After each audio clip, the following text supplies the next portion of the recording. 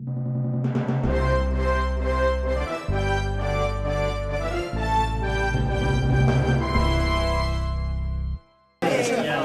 will do that. Okay, let's.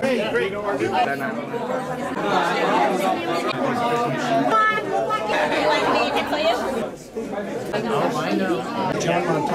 Natural Resources Committee. From the Honorable Unified School District, Trustee Terry Rocco. Yes. From the City of Cypress, we have our Mayor John P. Rob Johnson. Korea.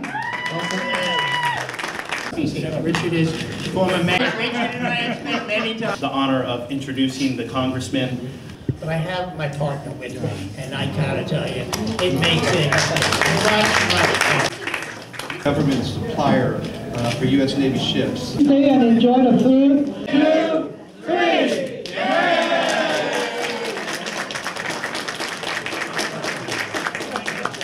Thank you very much, everyone. That concludes our little program. And please stay and enjoy the food, the networking, and sharing and meeting with the congressmen also with each other. Thank you very much again, everyone. Bên cạnh chúng tôi là ông dân biểu liên bang Alan Lowenthal của Địa hạt 47. Ông sẽ tranh cử lại vào năm 2018. Chúng ta sẽ tìm hiểu với ông đôi điều. First, thank you very much for taking time with us. I'm pleased to be here. Thank you.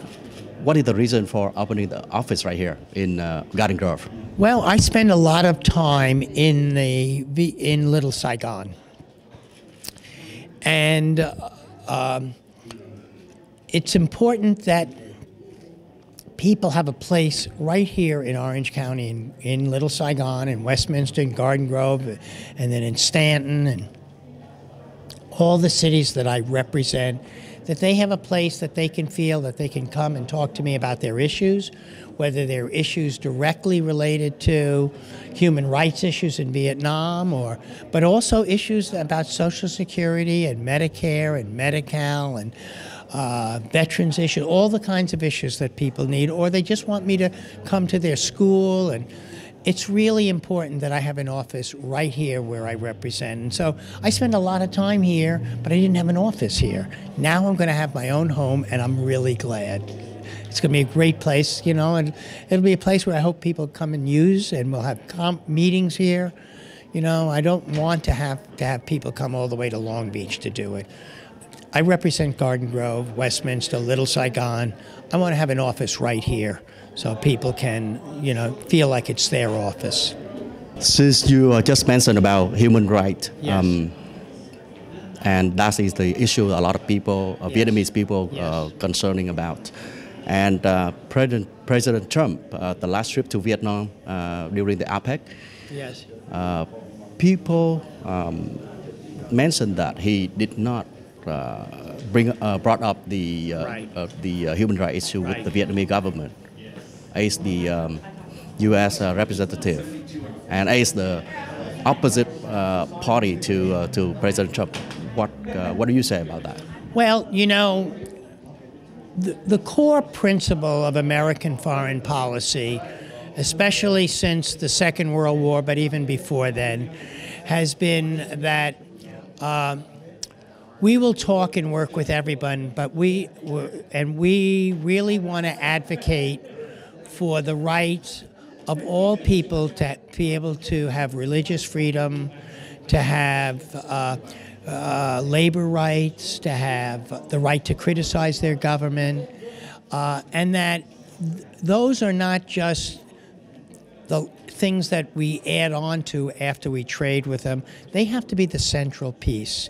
And so I'm disappointed so far that the president has not emphasized human rights at all. He has spent more time talking about trade, and I think that's important. But I'm going to be out there pushing the president to deal with human rights, because it's unconscionable that we provide all this trade and growth to Vietnam, and then all that we should be asking for is that they respect and treat the people, their own citizens, with with freedom and dignity. And if they don't do that, then we should not be doing extra special trade deals. I went to Vietnam and said I oppose the the TPP agreement that was under President Obama, because there wasn't enough talk. And even though Obama talked about human rights, even he did not do enough. And so I'm disappointed to see us do even less than that. And I'm going to keep championing. I'm a member of the Tom Lantos Human Rights Commission. I'm going to be working with the Foreign Affairs Committee. I'm the co-chair of the the Congressional Caucus on Vietnam. And we're really in danger of losing the people of all of Southeastern Asia if we don't become the champions of human rights. That's what we really have to offer, is, hope for the future for people who are not being given freedom now. And if we don't stand up for a hope for the future, I don't know who we are as a nation anymore. I was saying, my parents and my mother came after the Second World, she came just before, but their families left Europe because of the genocide and the Holocaust. We're Jewish people. I understand what it's like when people are treated that way.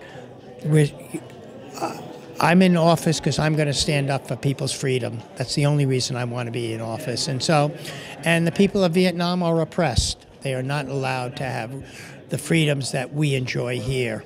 And so I'm going to keep arguing and fighting for that. Have you got a chance to communicate directly with the Vietnamese government, Yes. either in Vietnam or here? Yes, I have. And regarding the human rights, Yes, and I have. what did you bring up, and what is the response from the government? Well, I don't think they like me very much, I'll be honest with you. And I found that when I went to Vietnam, it was only to talk about, as a member of the Foreign Affairs Committee, my role was to talk about how they must, if they want to trade with the United States, they must improve their human rights record. And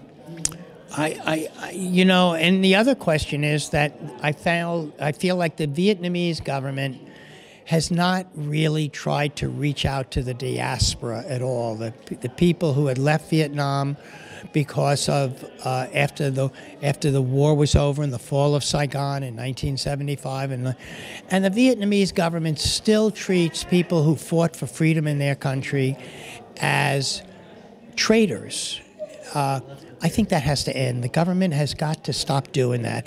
And one of the things I thought that I really wanted to work on was to ask the Vietnamese government, which I have when I went there and I went and visited, that they support the work of the NGOs and the Federation here to really rehab the Bien Hoa Cemetery. The Bien Hoa Cemetery is the final resting place of 16,000 people who fought for freedom in South Vietnam, and that cemetery has been allowed to deteriorate. The government sold off part of it. It changed it from a national cemetery that honored the people who fought for freedom, and made it a local cemetery and allowed the local governments to get rid of part of the cemetery. That is a terrible thing. And I've been pushing, not only on human rights, I've been pushing the government to fix that cemetery and say that those soldiers were honorable people that should be remembered with honor and distinction, not be seen as traitors.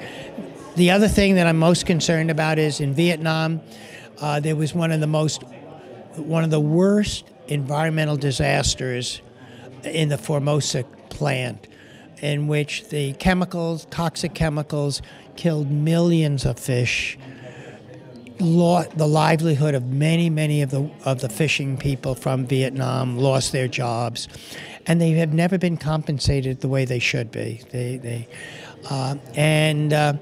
I demand that the Vietnam government,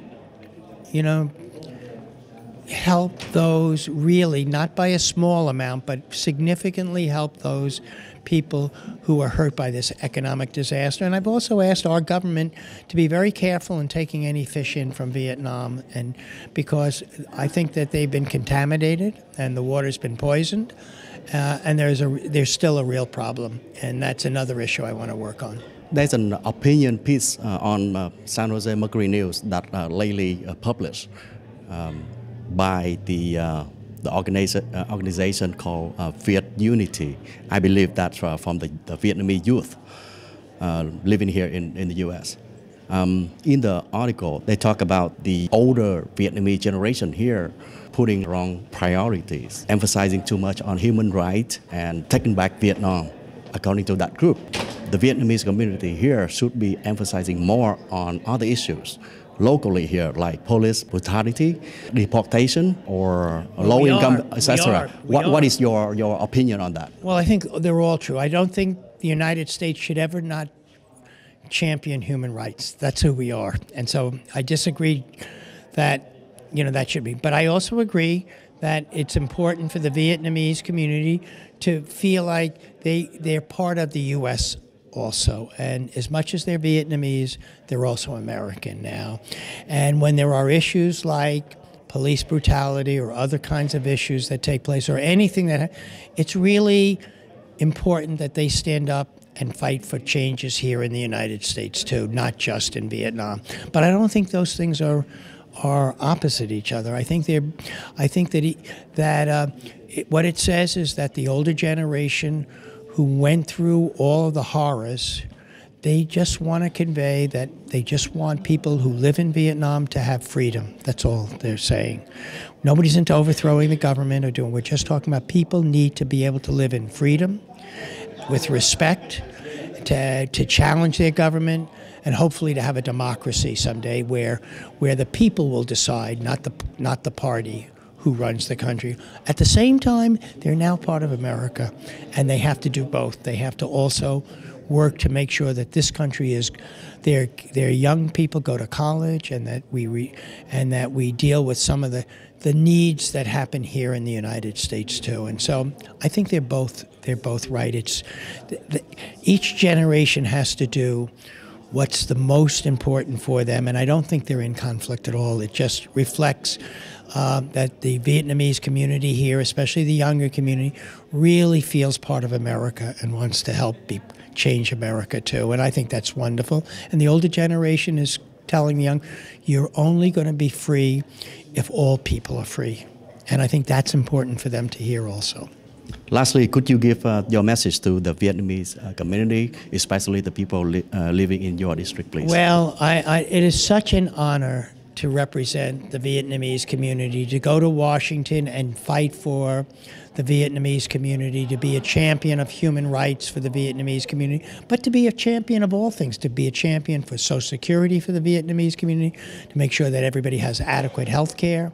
And a lot of older people are reaching that age now where we have to make sure that they have great health care for all. And so I'm going to fight for that.